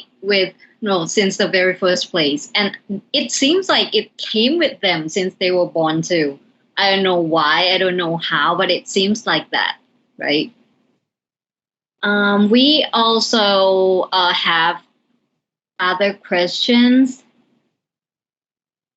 The question is, as the rise of the authoritarianism is occurring globally and obviously in Thailand, how does this trend affect the media literacy skill building? Or does this trend cause the media literacy skill get worse? Oh, that's a loaded question. Well, I'll just first start out by saying, first of all, you need to look at how much control is the authoritarian government really exhibiting over the internet. Or if they're being like North Korea, in which people are being restricted from accessing any information, that is something that should be kind of make anyone uncomfortable, I should say. If, however, people still have access to information, all they got to do, though, really, is question everything. So what we have to understand is this is not, and again, I'll use the word complexity here, it's not a linear, oh, we're living in authoritarianism, therefore we are going to have lower media literacy. That's not quite how it works, okay? For sure, authoritarianism has an influence over kind of how people interpret and access information. But again, as Ajahn Sasha pointed out, as long as we have a younger generation that questions everything and starts to make sure that they're critical about everything, I don't think that authoritarianism by itself is going to lead to lower media literacy. Now, authoritarianism, restriction of information, people not questioning anything that they see, that is the main thing that leads to a lower level of media literacy, but not authoritarianism by itself. Because even partial authoritarianism, if they allow people to access information freely, is still going to allow people to try to become more media literate. Would it be ideal for them to not be authoritarian? Of course, but there are ways around it. So it's not authoritarianism equals lower media literacy. I think that that's way too simple. But it's a great question, though. So that question is really, really interesting, really good question. It could be like a research paper question almost, like at least for our classes. So that's cool. I completely agree with it. I just think of like that approach, that if a government takes this approach, it, like Ajahn Ray said, it makes it just easier to say, oh, the government doesn't allow me to do this, so I'm not doing it. So if you want to find the information, you still can, right? It just adds like a bit more, a layer of motivation to it. So if you're not motivated and the government says, hey, don't look at that, then you're like, okay. But then that's also on you. Like I also agree with Ajahn Ray when people say, oh, I live in this or that country, so I can't do this or that. No, you could. You just don't want to put the work in. So that's on you then. So I agree with Ajahn Ray. I would like to hear that from Ajahn Renee, though, because I think the scene is pretty different. I mean, in Thailand, when you are saying authoritarianism, it's different from each country. There's a level to that. So Ajahn Renee, what do you think about it? Actually, I really agree with Ajahn Ray and Ajahn Sasha. So I think it's a good thing that when people have already started to realize the existence of authoritarianism, and then they will start to question information. The worst situation is we think that the society is very open, the internet is very open, so we stopped question information. That is a disaster. But because we realize the war is there, the censorship is there, and this realization can help us start to question things. I think that is actually, if we look at it from a positive perspective, they might be able to help us to enhance our media literacy skill. Heavy emphasis on you have to be careful about how you define authoritarianism, because honestly, the US calls China an authoritarian country, which is not completely true. So people throw these words around, and I would just caution whoever asked this question, really be clear on how you're defining authoritarianism, because many people have used this word, but it means so many different things in different contexts. And there's still, as Ajahn Sasha and Ajahn Renee and even Ajahn Phuong pointed out, there's nuances to it. So it's not one authoritarian country is the same as another one. There are so many different layers you can dig more deeply into. And that's what you should definitely do, as John Sasha said. Great research topic. Hope you all do it. But just to further the questions, but in practice, I mean, we understand that, but in practice, we know the level of that. But when it comes to that word, people kind of fear of the power of the government who is governed. But in practice, can we really develop the literacy skill if, you know, there are more to that than just they still let you get to the information? But in some country, I mean, thinking about Afghanistan right now, I mean, is it easy? It's not easy, but, you know, the level of that in practice, is it hard? Is it, you know? What I will emphasize is that freedom of speech does not necessarily lead to this ideal condition, because what we've seen, especially with all the mask protests and all the other kind of unrest that is happening in the US, that's with free speech. That's with unfiltered, unadulterated, complete freedom of speech. So it's not just, you know, you have free speech, everyone is going to learn more. You got to look at the attitudes and you got to look at the mindsets of people, because regardless of what government you work into, as soon as people have said, I've made up my mind, I'm not going to change my mind. In fact, I'm going to now start to bully other people into believing what I believe.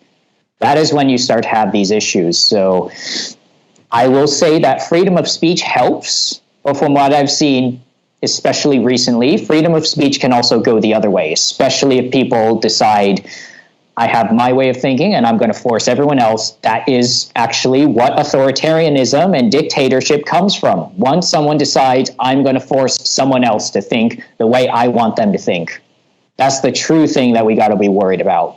Once people start deciding, made up my mind, and I'm going to bully everyone else who doesn't agree with me, that's the real danger we got to worry about. And that happens even in free speech societies. That is why if there is a war set on the internet or on the platforms, but actually that war can be broken through technologies. For example, you can just use a VPN. But if that war is here,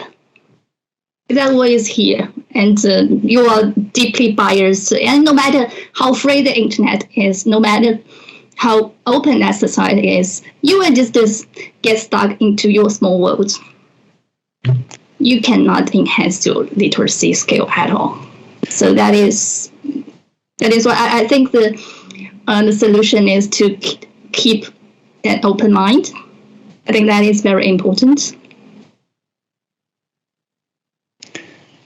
I want to add just two things, actually. So first of all, it makes sense and agreed, open mind is important. But since you said it's easy to use on VPN and so on, yes, but information warfare is real, right? So I mean, we have it in Thailand, IO and so on. So we all are aware of this. So there are. And if Thailand does it, you, of course, can be sure that other countries do that even on a bigger scale, right? We have the Internet Research Agency based out of Russia, for example, that is very famous for interfering in elections and so on. So even if you can say, you can access all kinds of information via VPNs, but can you be sure that this information that you find via VPN is actually the information that is unbiased, or maybe it's just something then in another Facebook group spinned by, of Thailand who set up a website with a bot, for example, right? So the second thing is to then again come back to Ajahn Phung's question with we talked about Afghanistan. So is it easy or is it difficult to spread literacy, media literacy in Afghanistan? Because now I think the last few minutes we've been talking mainly about Thailand without mentioning Thailand by name, but we're here then there. So but in Thailand, okay, yes, I can use a VPN, right? But maybe in Afghanistan, it's more difficult. But now I'm just working only on assumptions right now, right? So because we don't know, I'm not in Afghanistan, you're not in Afghanistan. I try to do research, but of course it's hard to find something. So I listened to a podcast out of Afghanistan, a podcast in English out of Afghanistan. And they said, we're doing the podcast right now, we have access to everything. But do I know if they're not sponsored or supported by the Taliban, no, I don't know. Like they were funny. They talked. They're like, hey, everything is fine. No one's getting killed. All cool, nice. Then I check the news and I see, oh, there was a protest by women about women's rights, and the reporter reporting on it, they got beaten up. I'm like, So now we're at the same point again. Like, who do you trust? And like, so you have to kind of find your own literacy there, but building literacy while you're in that country, I do think is difficult. One last point. We got to not be afraid of the ugly that we might find. Every country has it. And part of media literacy is being balanced. Everything could be great, but as John Sasha pointed out, there could be a whole lot of ugly. And if we don't talk about it, that's a key point of media literacy, is being able to balance yourself. Look at the good, but also try to find what can be done better. And that's what everyone needs to be focused on. I also can think of one other thing, is that when we are talking using VPN, checking more than one news outlet, you would have to be someone with time in your hand. You would have to be someone with, having the ability to access technology and stuff. And you have to have the energy to do that, since the same as Ajahn Sasha pointed out in the very beginning, that it's exhausting. So for those who maybe their fundamental needs is still, need to be fulfilled. So do they have the energy enough to doing all that we need to do in order to get, one, close to correct as much as we can to get the information? That is also maybe another point that we could talk about too. And also, we have one last question. The question was, for the foreign news agencies, what are they going to concern more between what our audience should know and what our audience wants to know? Because the target groups of the foreign media are not Thai mostly.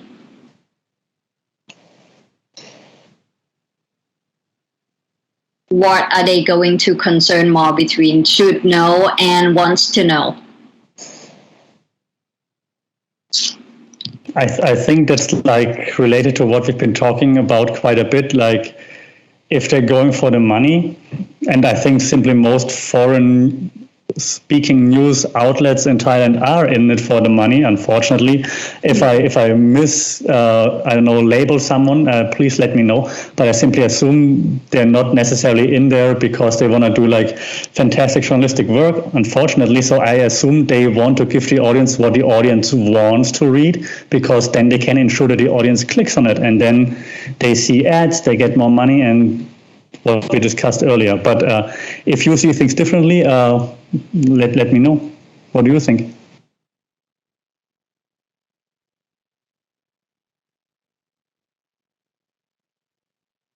No, I completely agree with what Ajahn Sasha mentioned.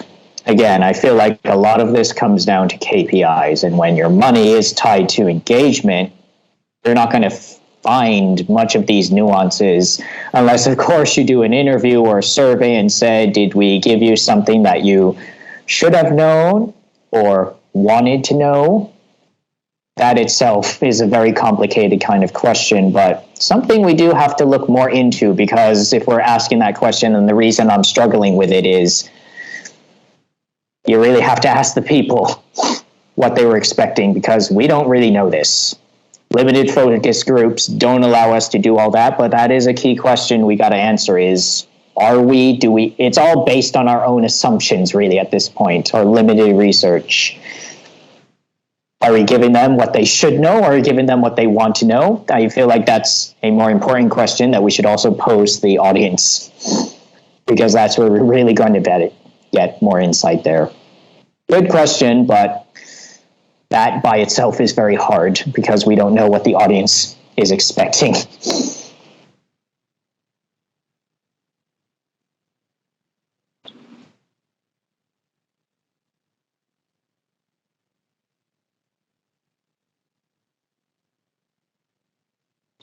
You're muted. Okay, so for me, it seems like everything that we talked about today, it's more than just the Taliban, Afghanistan, it seems like every story or every news that we're talking about, and in fact, every country has something to do with each other all the time. So back again with the media literacy before we done with the session. Is there anything you would like to add more about the media literacy? I mean, we've been talking about media literacy, but is there any other thing especially that you would like to, enhance?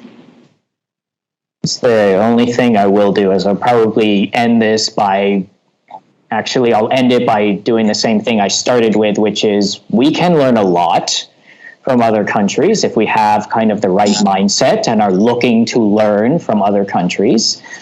And this really relates media literacy, not just down to the skill of understanding what has been put out there, but also the mindsets and the attitudes that we approach to it are another key part of media literacy. Afghanistan is a horrible situation, but I think that we would all be missing an opportunity to really dig deeper and learn more about why that happened and all the factors. Because many of the factors that led to the downfall of Afghanistan as a nation state are very similar issues to what we're seeing around the world. The US is dealing with similar issues. Thailand is dealing with similar issues. Parts of Europe that are getting too far left or too far right are also dealing with these issues. And it all relates to John Sasha's point on we've got to be building these communities and how do we build communities.